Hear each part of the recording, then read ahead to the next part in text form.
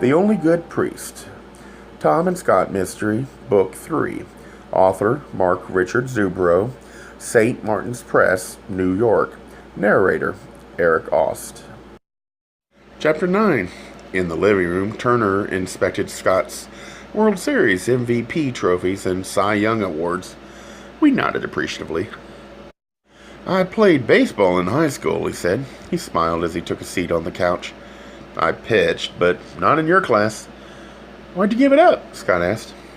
"I went for one of those mass tryouts the White Sox had one summer. Instead of being the star from my team, I was one of 400 who thought his fastball could strike out the side. It couldn't." He smiled ruefully. "So I became a cop. I like it." He settled himself on the white leather couch and said, "You boys have been pretty active. Wouldn't you be if one of your family had been kidnapped?" I said. He held up a hand. "I'm not criticizing. Not yet, anyway. I will tell you this. While there is no longer overt opposition to a murder investigation, I've never felt such pressure from the higher-ups to go easy. That's one thing, but the pressure also comes in weird, indirect ways, too. It's like being beaten to death with an all-day sucker. Reports that usually take an hour take a day. If they used to take a day, they take a week. Only somebody with powerful clout could pull those kinds of strings. Every little bureaucratic inconvenience somebody can put in my way in investigating this has been there. Plus, I keep hearing about you guys. Your friend, Prentice, complained to the beat cop. Our guy wasn't too sympathetic. Prentice had no witnesses and wasn't willing to show any bruises from the torture." Scott said, "I tried to twist his dick and bolts off." Turner said, "You've got to let the cops handle this." "They haven't solved it," I snapped. "Neither have you," he countered. "What you have done is piss people off or scare them away. I admit, I wouldn't be pursuing this at some danger to my career, I might add, if I didn't believe you. However, I'm not going to risk my job for a couple of fuck-ups. I'm not going to tell you to stop. I know you won't. This is a warning. If you're caught in anything even slightly illegal, you're dead meat. Besides, shit from me and the rest of the police department, whoever's behind the cover-up, and we all suspect the church, has more power than even the most popular baseball player. They'd hurt us. Oh, yes, but in subtle ways. It'd be as if they were slicing off your skin layer by layer. Painful torture and eventual death. They won't call a press conference to denounce you. I've seen the church do this kind of thing before. Somebody will be a friend of the owner of the team, and with a whisper in his ear, suddenly you find yourself traded away. That's one small example of 1,000 kinds of revenge they might take. Be careful. Go easy." We thanked him for the warning. "I'm also here to tell you that Father Sebastian was poisoned." We gasped in astonishment. "The Catholic Church isn't the only institution around here with hidden powers," he said. "Like the HIV test, other parts of the autopsy had been done before official word came down to cool it. My source wasn't able to find out what kind of poison," he said. "They planned further tests. For now, they were questioning all the people at the rectory who might have had access to his food. I couldn't see Mildred and Harriet Weber as murderers. We told him all we knew. He left around 8:30 after a final warning. The members of the Faith Board of Directors arrived within 15 minutes of one another. A half hour after Turner left, Neil came first. He permitted himself a detailed inspection of the decor in the living room and kitchen. We didn't take him on a tour. "How butch," he murmured, descending the steps to the fireplace alcove. "All it needs is a white bearskin rug, and I'd orgasm as I stand here." "Please don't," I muttered. "And I love the paintings. Who did you get to do them?" "A friend," Scott said. Neil swished over to inspect the signatures. "Never heard of him," he said, peering at the painting. "He's probably never heard of you," Scott said. Neil harumphed. He came back to the center of the fireplace area. "What did you boys do to Prentice to get him over here? I had to threaten the child within an inch of his life." He pointed to Scott. "He especially doesn't like you." "It's mutual," Scott said.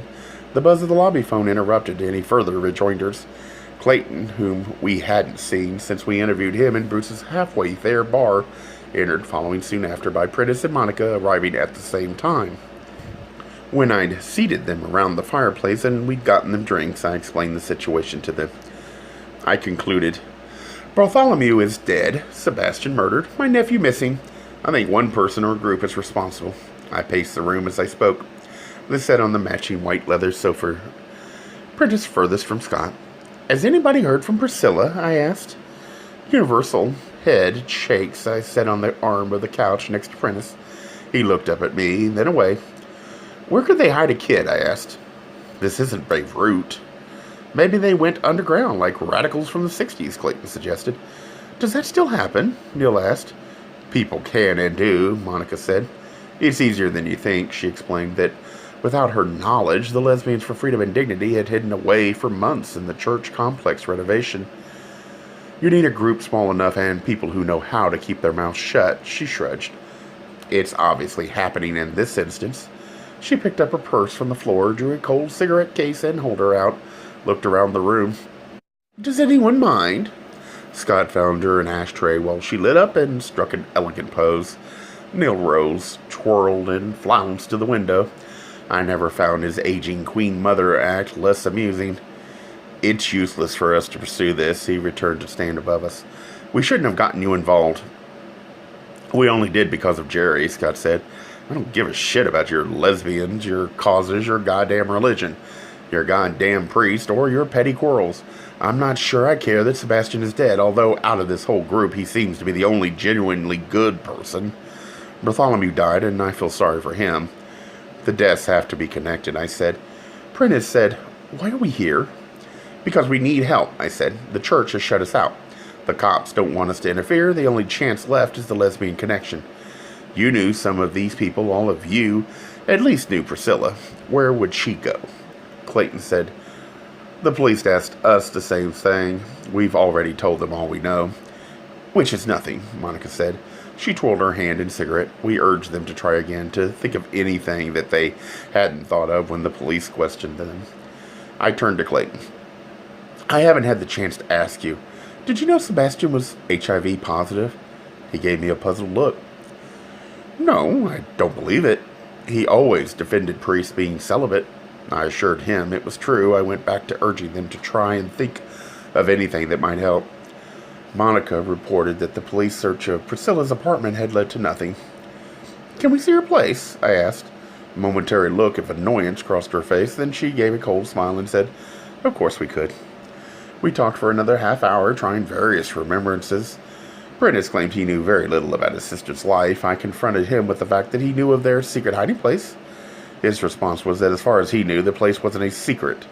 He never knew any of their last names or anything of their backgrounds. They didn't plot a revolution while I was around, he claimed. Scott, Monica, and I shared a cab to the Gay Tribune offices. Night breezes stirred the air as we rode over. Instead of the usual clearing after a winter storm, it had turned close and clammy as we drove. We could see the tops of the taller loop, buildings obscured by low-hanging clouds that had moved in with the sunset.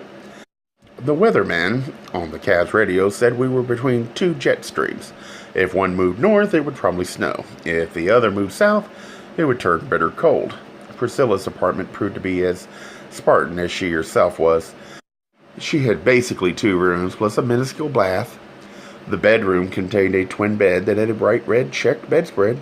The bed, a simple chair, and barren nightstand were the only furniture. A 2-foot by 2-foot charcoal sketch of a nude woman, seen from the side, hung on the wall.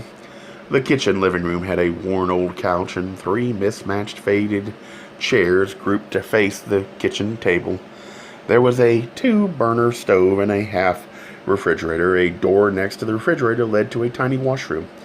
A person could barely turn around in the shower space. We stood in the kitchen area talking. What does she do for money? I asked. Monica said, I don't know about her personal finances. She never goes out to eat. She pointed to the row of health food cereal boxes. She eats here, or not at all. A couple of the others used to tease her that she subsisted on gruel. She smiled bleakly. Priscilla cares about causes and not much else.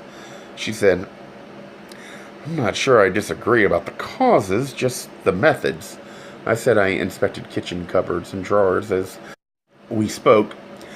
I found 3 or 4 soup spoons, a few forks, 3 plastic dishes, a cereal bowl, 1 pot, and 1 pan.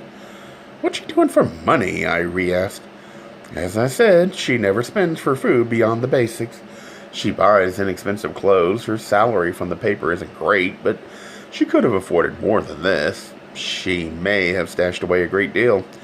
The police didn't find any bank books or shoeboxes stuffed with money when they searched. Stuffing money in shoeboxes is an old Illinois political tradition. The phone rang. We stared at it, and then at each other. Monica glided to the receiver and picked it up. Her hello sounded sultry enough to put half a dozen madams out of businesses. She listened a moment, then said, "You're sure?" and waited. She replaced the receiver. "Clayton, he's seen Priscilla." Clayton had gotten off the L at the Loyola stop. He lived in the building next to the L tracks. In the alley between, he'd seen Priscilla.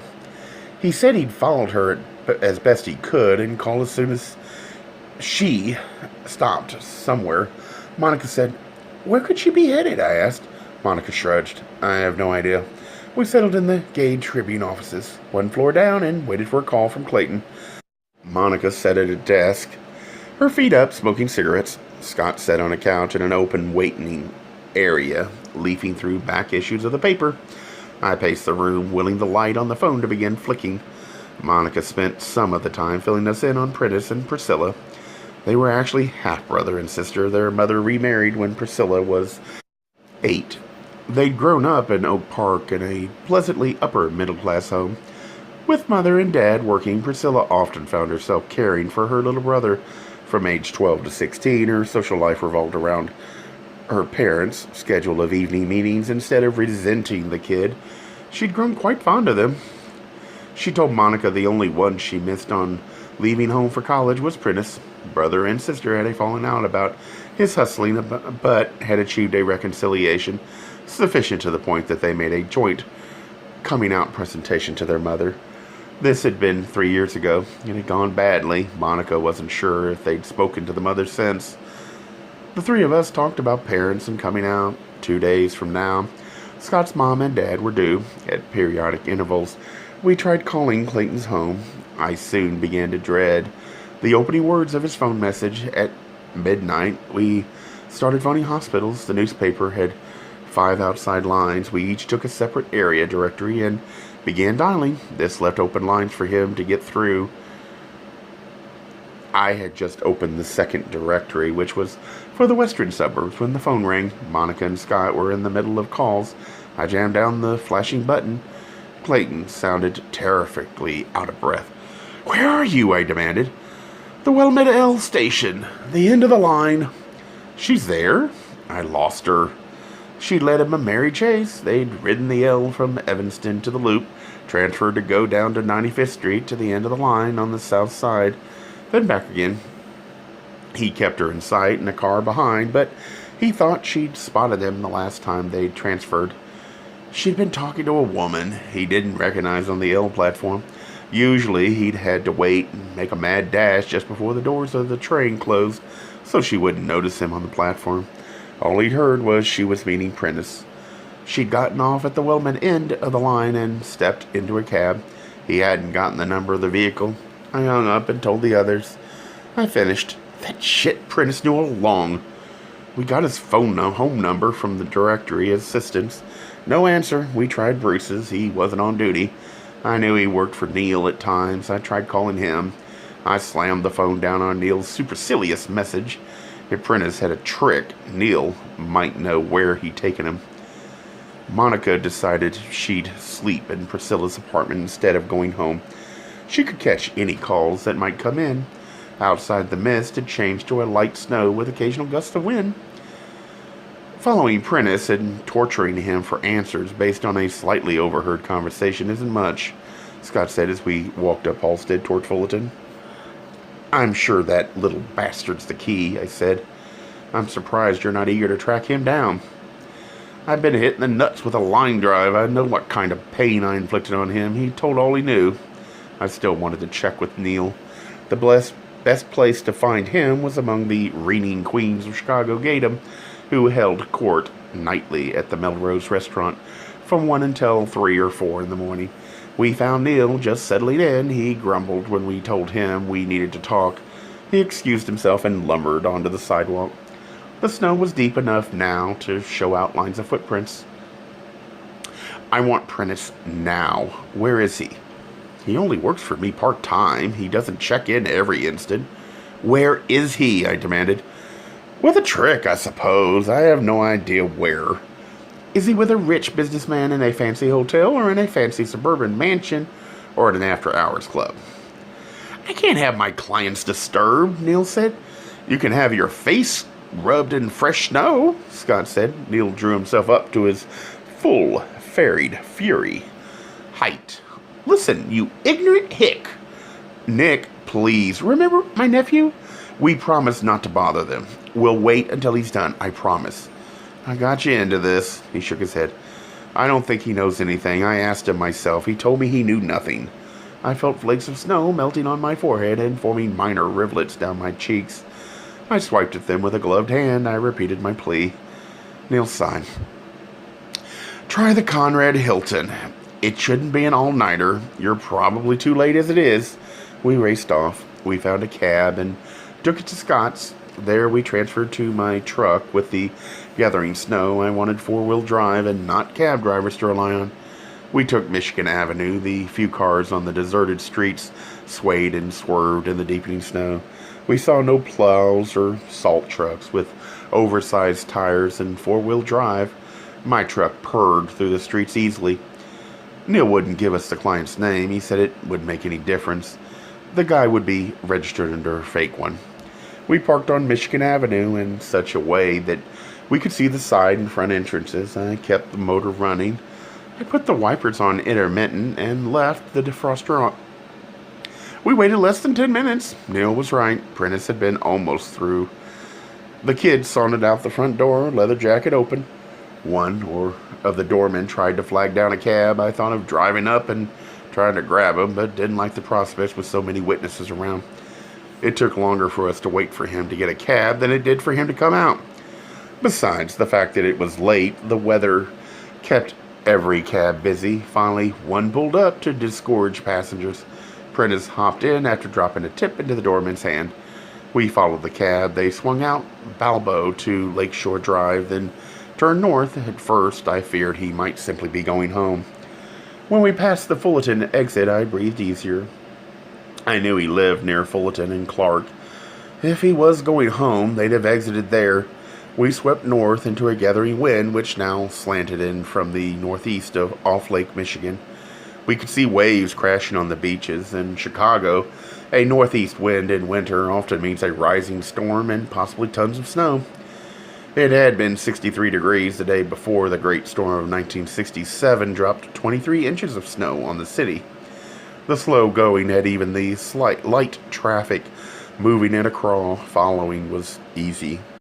At the end of the drive, they turned north on Sheridan Road. Minutes later, the car stopped under the Loyola Avenue L tracks. I hoped we weren't in for a protracted chase around the city on the L.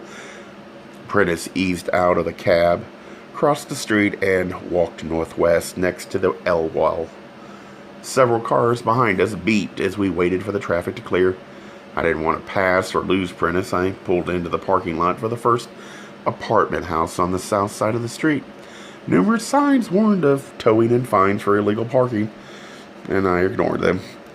We had more important problems. Besides, with the storm, tow trucks would be busy removing cars from snow routes. I hoped the last thing we heard before turning the truck off was the weather forecast predicting 6 inches or more of snow. From the cab of the truck, we watched Prentice enter the alley that ran along the concrete barrier of the L tracks. We hurried out of the truck and ran to the shadows of the building on the north side of the street. The wind and snow stung my face. As I peered around the corner, Prentice trudged on, keeping to the far side of the alley near the L wall, which afforded some relief from the wind. We slipped from shadow to shadow behind him. He glanced around occasionally, but most often kept his head hunched between his shoulders in his leather jacket. For 3 blocks, we followed the alley. The damn thing was far too well lit. What I wouldn't have given for a dark, threatening urban alley with scurrying rats. Several times, we had to wait until he rounded a corner before we could move. At Morse Avenue, he turned west with the wind behind him.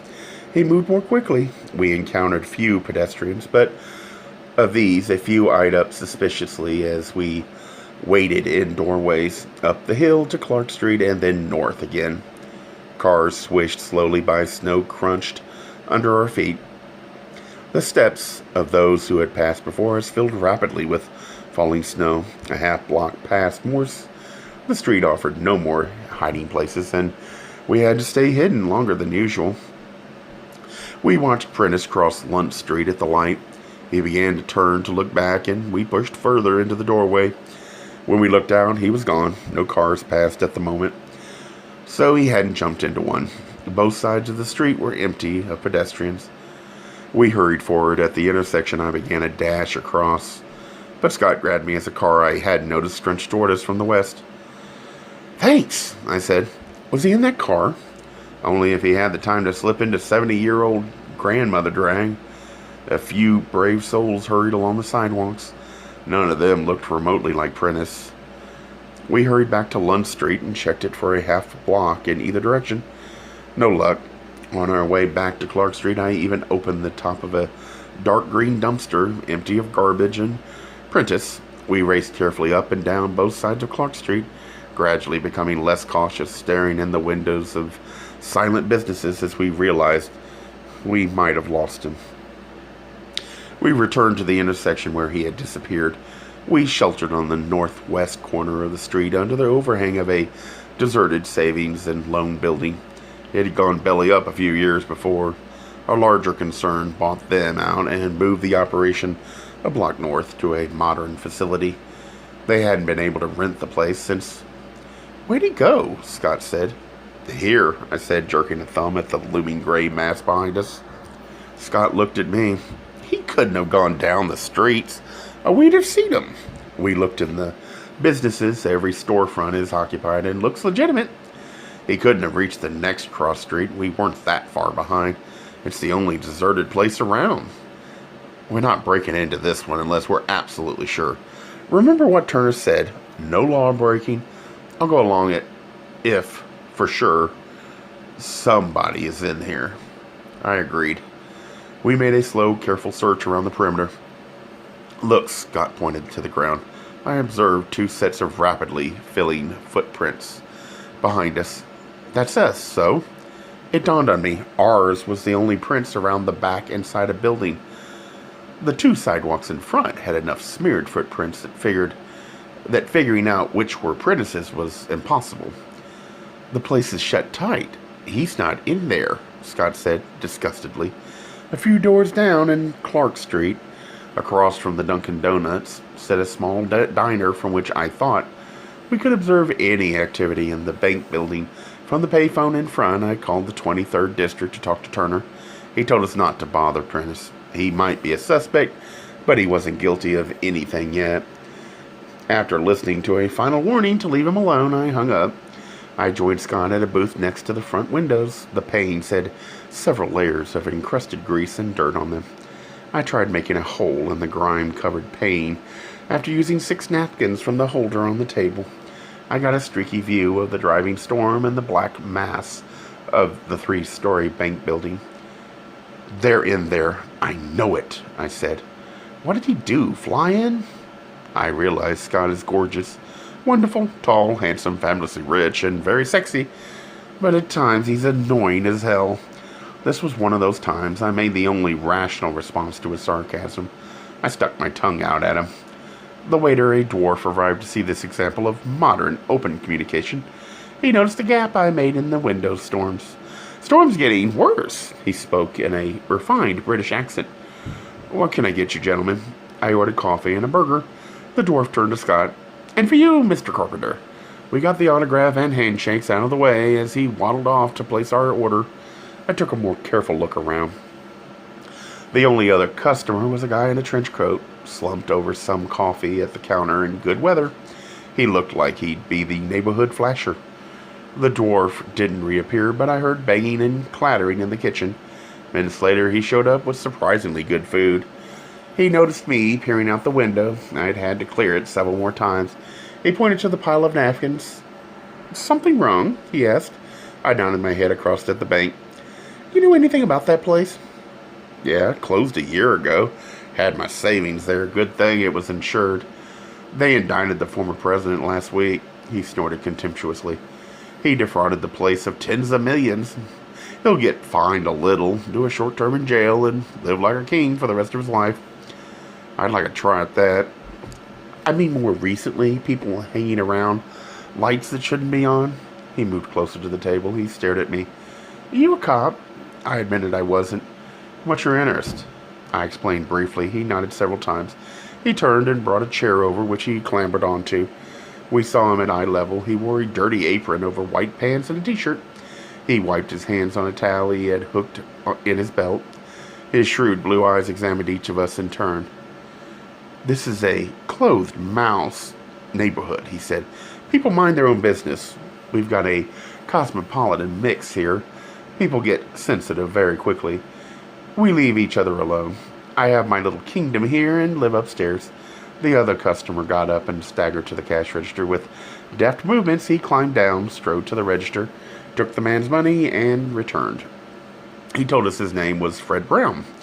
We listened to a great deal of his family history, which included an uncle who was one of the Munchkins in The Wizard of Oz. In 3 years, he planned to retire and move to some low-tax island in the Caribbean.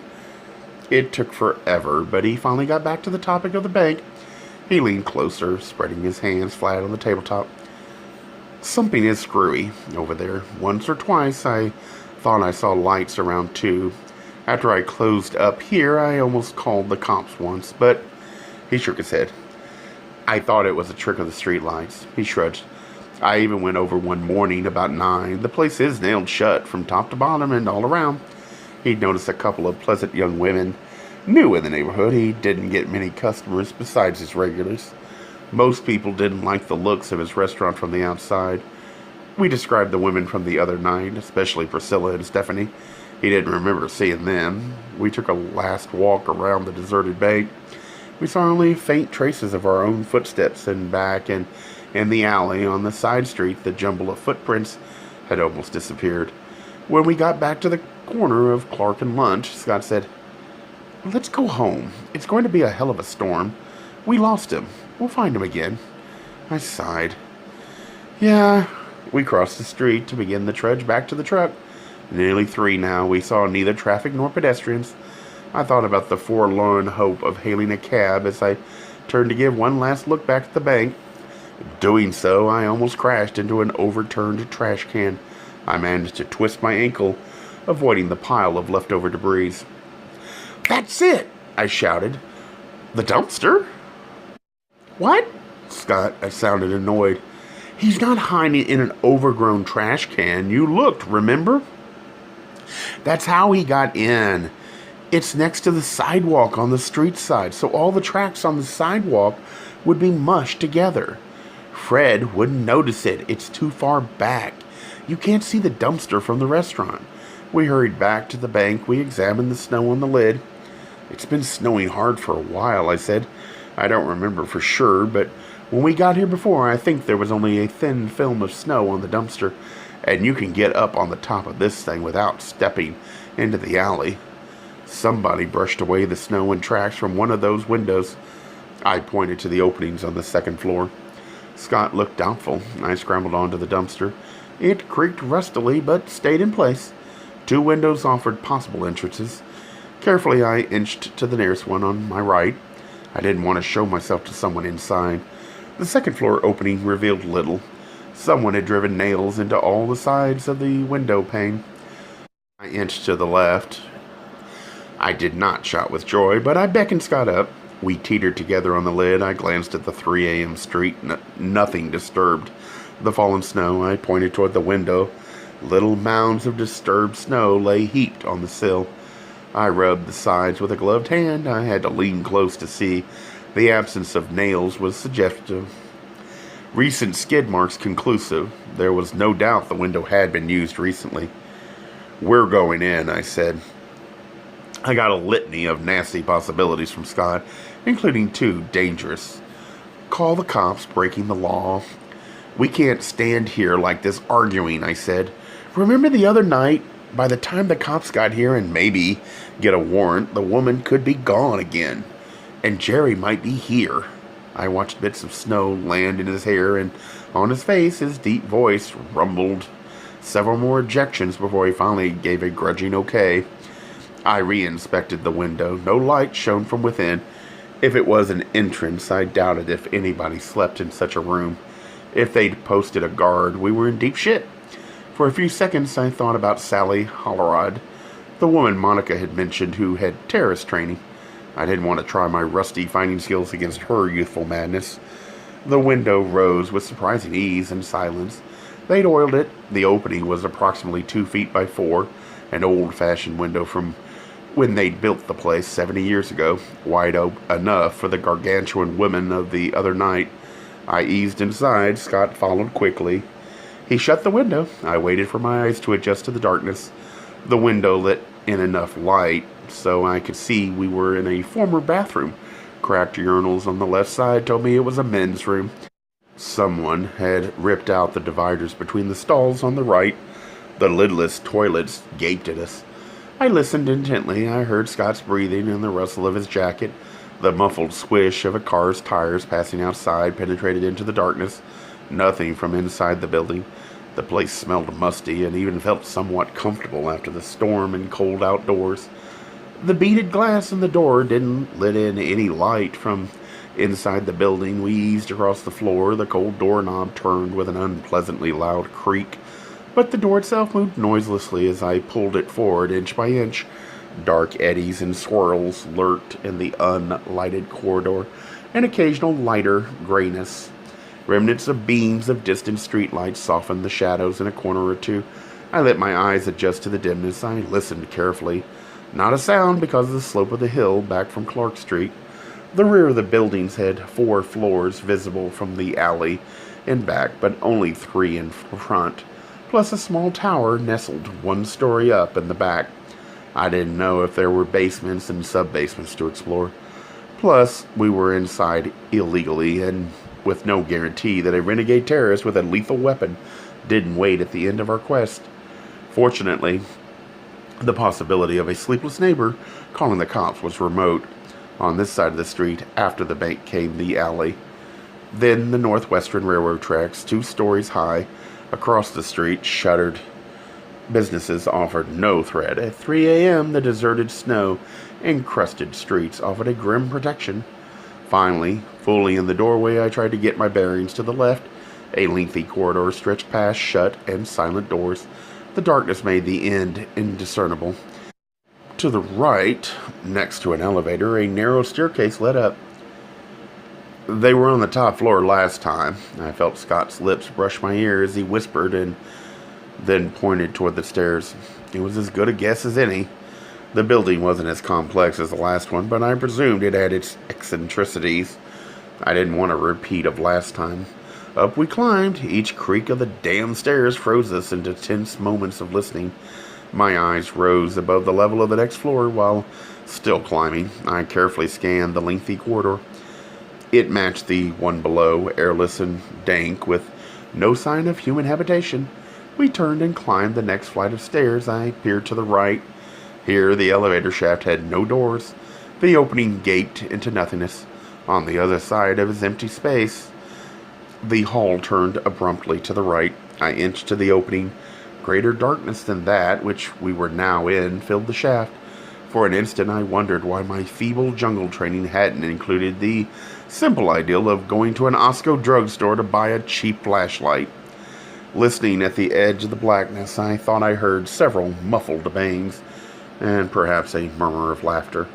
I couldn't tell if the noise came from above, from below, or was maybe just a trick of my overstrained senses played on me.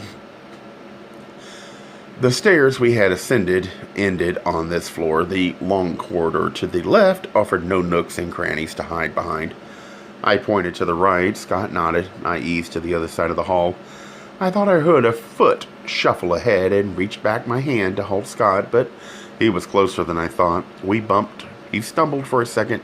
He teetered toward the 4-story fall. I grabbed him back. He hit the wall with a resounding thud. For several eternities, neither of us moved. I strained every sense for a hint of human habitation. rushing pursuit. Even the sound of a scurrying rat at this point might ease the tension. Total silence.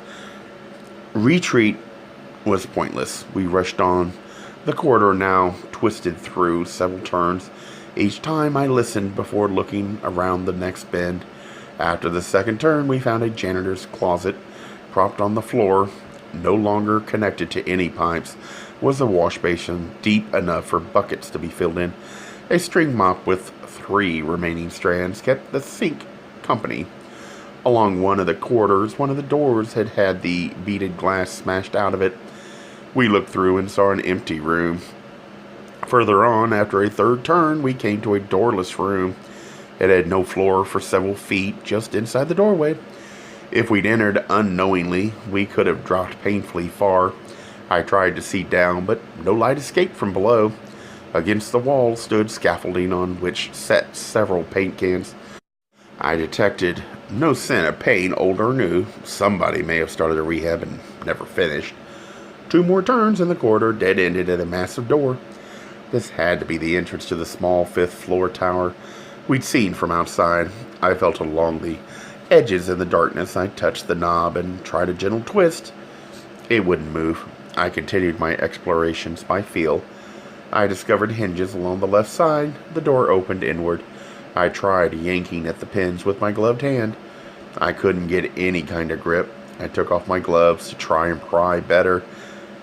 In frustration, I pulled too hard. The pin popped out and clattered to the floor while managing to open a gash in my hand. Still, I listened for any sounds of approaching humans. Was that the old building creaking distantly, or a stealthy footsteps inches away from the last corner, a couple yards behind us? There was no possible escape if the troops came up behind. We had to go forward. In frustrated silence, I pulled, tugged, yanked, twisted, and grabbed at the pin of the second hinge. The sweat on my hands prevented any kind of grip. I moved so Scott could give it a try. I sucked at the blood seeping from my wound. After a minute, the pin rasped softly into the palm of his hand. He crouched to reach for the third hinge. Did I finally hear a rat patter nearby, or was it a slithering footstep meant to be silent? Ears playing tricks or not, I wanted out of this building. Scott couldn't budge the last pin. I tried again. No luck. He worked at it again, swearing continuously under his breath. "Let's go," I whispered. "We're in. We're finding what we need to know before we go." He stood up. "Hold the door up by the handle." I obeyed the barely audible command. The door was loose, and I could hear the metal click in the 2 empty hinges. Scott put his shoulder to the door and shoved hard. With a sharp crack and clang, the pin broke. The knob popped out of my hand, and the door fell. The sound echoed horribly. "Fuck!" I said. He concentrated on moving the door aside. Quickly, I joined him. Finished, we returned to see an entryway, followed by a short flight of stairs that led up to a modern door with an emergency bar. Fortunately, and on our side, before I could reach the top of the stairs, the door abruptly swung open. From the other side, the gargantuan woman named Stephanie, who'd sensed our presence 2 nights ago, gaped at us. Her bulk blocked a feeble light that glowed from behind her. "You!" she bellowed. I rushed up the last 2 steps and put my shoulder into her midsection to blast her out of the way. Instead of moving her, I sank into her. She grabbed my arm and flung me into the room. A tactical mistake. With Scott now in front and me behind in the tiny room, by flickering candlelight, I saw she wasn't the only one present. A small person with its back to us lay huddled in the corner. From the jacket, I knew it was Jerry. I didn't have time to call out or go to him, because Stephanie lurched into me. Scott had hold of one arm and half of her torso. She struggled madly with him. We might be in good shape, and he especially strong. But she outweighed the 2 of us combined by at least 100 pounds. I managed to grab a leg and a handful of hair. I twisted both. She yelped and let go of Scott and turned her fury on me. In a larger room, I could have outmaneuvered her. In the confined space, she had the advantage. On the other side of her massiveness, I saw Scott go to Jerry. Groggy and unsteady, the boy rose. He took a wobbly step, recognized Scott, and flung himself into his arms. The bulk saw my look and turned to attack them. So I struck. I managed to entangle her feet, and over she toppled, missing me by 6 inches. I grabbed one of her hands and bent her fingers almost double backwards to immobilize her with pain. She squawked and gasped. I saw her readying a full-throated roar. I stuffed the corner of a nearby blanket in her gaping maw. Scott whipped his belt off and quickly wrapped it around her ankles. She struggled violently again, but her immobilized legs prevented renewed hostilities. Moments later, we had her hands uncomfortably secured to an old radiator. Panting hard, I turned to Jerry. He had a black eye. He threw himself into my arms, and I hugged him close. He said, "I knew you'd get here, Uncle Tom." With all the noise, I presumed we had scant seconds to flee. Quickly, I checked Jerry. Other than being scared, dirty, and cold, he seemed okay. We got the hell out of there, back the way we came, more carefully than ever, and more concerned because we knew for sure now that the women were here. At the elevator shaft, there was no doubt about the sounds of hearing stirring below. Seconds later, footsteps echoed at the far end of the long corridor. A Gay Mysteries audiobooks. I think it is easy to hate a label, but a face humanizes the word. So this effort is twofold. To offer comfort to those like myself that your world didn't end because you don't fit into the view of acceptable society on both sides. And in hopes of helping those with family that are LGBTQ, that it doesn't mean we are aliens from the child they once knew. Reassure them so they can maybe be supportive at the same time, being true to their values.